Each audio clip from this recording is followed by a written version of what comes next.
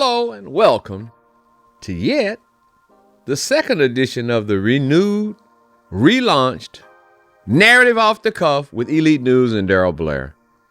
Well, man, my excitement, it tips over the meter. It really does.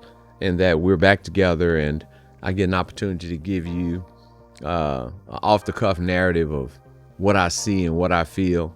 And it doesn't necessarily mean that you have to agree with it, but you've given me the liberty of speaking my piece to you. And maybe you agree with me or it resonates with you about what I'm saying.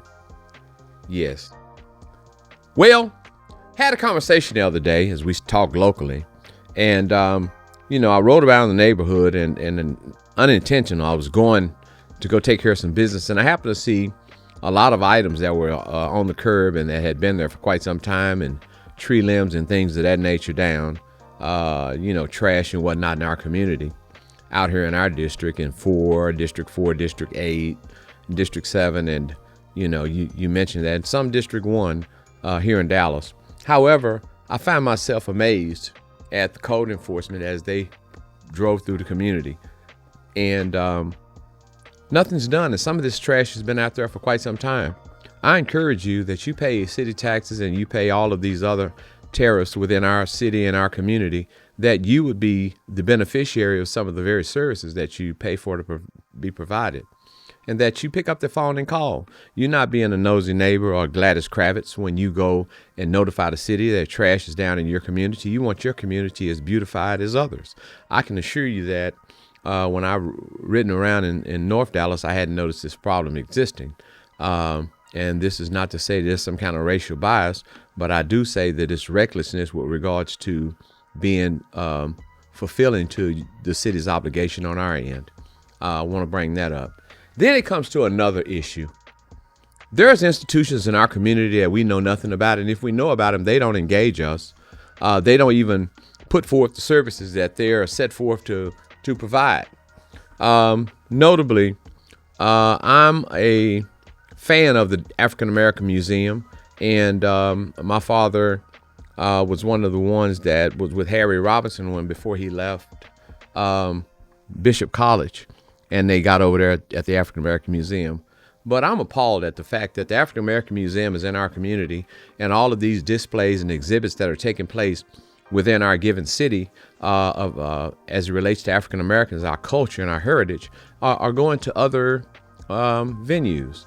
And why is it that we just don't have something at the African American Museum that benefits our community and it even highlights some of the individuals in our community? We got artists who are right here amongst us, craftsmen and artists who are able to do things to provide artwork and things of that's worth looking at, that's worth going to view. And yet you don't do anything to engage your community. You rent your facility out for people to come over and host events and things of that nature. But what do you do with all of the schools and whatnot that's going on? And if you got programs over there at the African American Museum, why don't you put them out there and notify people? I kind of get these emails and whatnot from these PR firms that are not of this hue, that are putting forth a narrative for the African American Museum and giving instances, certainly when they're raising money. But what about just being there as a service and a institution in our community that there are those of us that we can go and partake in? I think it's rather tragic. And you really need to get off the hopper and get about the business of promoting the culture, arts and culture in the African American community. While I am a little saddened that the leader over there at the African American Museum is getting ready to step down, I'm gratified and I'm hopeful that there will be some new energy that comes in. I was amazed at the energy of a Dr. Marvin Delaney, who's been over there sometimes and who's very steeped in history and culture about African Americans and across this country, period. That his knowledge and his services and his abilities hadn't been better utilized over these years. I said that and I'm going to ride with it. I don't mean to offend nobody. I simply mean to make a point of this. And then as we talk locally, notice how everything's calm on the front. Election season's coming around, and all of a sudden your mailbox, your email, and your front door, and everything about you communications-wise or technology-wise is going to be inundated with people reaching out to you, telling you what they've done for you. Did you ever realize that some of these people who are telling you the things that they accomplished for you as a citizen, as a voter, that you never asked them to do, and the things that you asked them to and you engaged them to do, they didn't do? And I want you to ever be vigilant, about this DEI, diversity, equity, and inclusion. I am telling you, they are beginning to wipe history out and make us repeat it in terms of our struggles and our climb through the growth of time as it relates to African Americans being equal citizens in this country. We're not talking about handouts and nothing like that or social programs. We're talking about our sheer existence. And DEI is removing that. You know, while our kids can go play football and basketball, run track, baseball, and all of the other athletics and volleyball and whatever you think of that is a revenue generator for these institutions of higher learning, University of Texas, Texas A&M, Texas Tech, and all the state-sponsored institutions, they don't want you in administration. They don't want to make it an easy bridge. They don't want to give you a bridge to communicate as an administrator to administration, and that you would feel that you were treated with some semblance of equality. It is tragic. And if you as parents and we as good stewards of the children that we have and the talents that our children produce, if we don't go and manage and say, hey, if you're not concerned about our plight above and beyond the athletic engagement, then we shouldn't be engaged in your plight. And I flat guarantee you some of this will change. They passed that legislation. He signed that legislation. That's Big Will's Abbott, the governor. He signed all of that legislation to remove it. They did it in Alabama and other places, and it's beginning to have an effect. That was their way of reaching back in and taking away. They did the affirmative action. Now it's DEI. Anything that's put in place in this country for African Americans is being removed, and recognize that what's been done for African Americans to make us feel equal and take that 1/5 of a man thing away from us, it has been done by law. We don't just get to exist. We have to exist by some virtue of legislation. You ought to be angry, and you ought to be angry that it's being tipped back into. So if you're not remembering history and all of the struggles that our forefathers and our foremothers put forth in the plight for us to have some semblance of equality, and all of the lives that were lost, MLK and Medgar Evers and all of the others who lost their lives in Malcolm X, who lost their lives in the plight to give us a degree of equality, it is really sad that we would get to this point and that their work would go in vain. We can celebrate on MLK Day, but we can't go fight for the very principles and tenets that was put forth in those marches and those speeches and those actions that he put forth.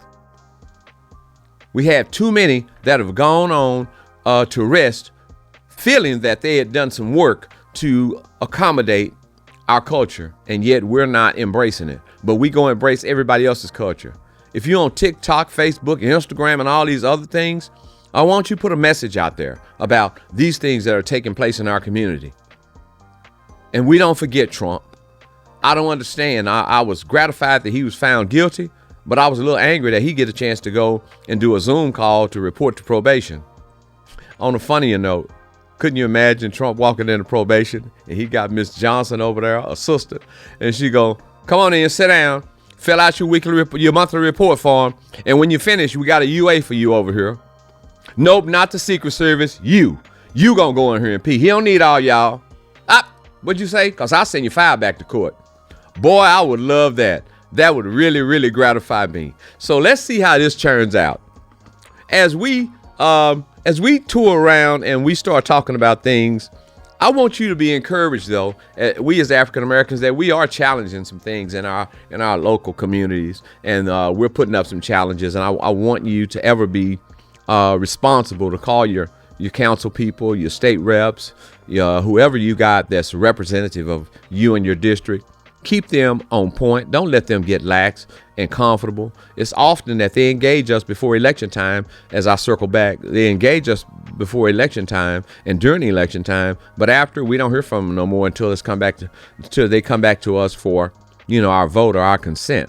And I want to say to you that elected officials are there to serve you. They're not elected celebrities as they've pretended to be or they purport to be when it comes to things I'm a bit exhausted of African Americans, certainly in our community, thinking that they know better for us, but they never engaged us to let us have an idea on what it is. He told me I got 2 minutes. Well, I'm gonna take that 2 minutes to do this. You all keep following the Elite News narrative off the cuff with Darryl Blair, and I certainly want you to share when you get an opportunity. And feel free to know that the Elite News is not just a publication that puts out a narrative, but it puts out your narrative. So you have the opportunity to feed in and send your articles in. They got to be truth-based, and they got to have content and narrative. Content and outline. But I want you to be encouraged that those articles, the Elite News is your newspaper, it's church community newspaper. And finally, it's Juneteenth time. That's right. So on June 15th, 2 p.m., we're going to start our march from Lincoln High School into William Blair Jr. Park for the 4th annual Juneteenth Festival celebration. Now, this year, the new caveat with it, because we got the youth fishing competition for ages 6 to 12, and that's going to take place at William Blair Jr. Park. That starts at 4 p.m. with a festival and a stage full of talent. Yes, we're going to be loaded up on talent. We got Big Chief and Big Tuck and Big Show and Billionaire Doe in 7th grade. And we got Intense the Band. We got In the Key of M. We have D.O.B. It's just a litany of groups that are going to be out there performing. We got the food and vendors. And so I encourage you to bring your tents and your chairs. Yes, right. Bring your lawn chairs and bring your tents. Bring your time and bring your good conduct. That's right. We want you to have good conduct as you come out here and celebrate with us. For any other information that you might need, you can go to www.elitenewsdallas.com. You can look on there and find what you want to participate in and how you want to do it. We'd be more than happy to have you. Matter of fact, we welcome your presence. And be reminded of those sponsors on there. They've taken responsibility to engage our community and support our community and initiatives. So support them. Give them the respect that they're due, because they've given you the respect that you're due. I have a lot of other things, but you know what? You'll catch them next week. And so until then, you know what I want you to do? Get it on your mind. God bless and God keep is my prayer.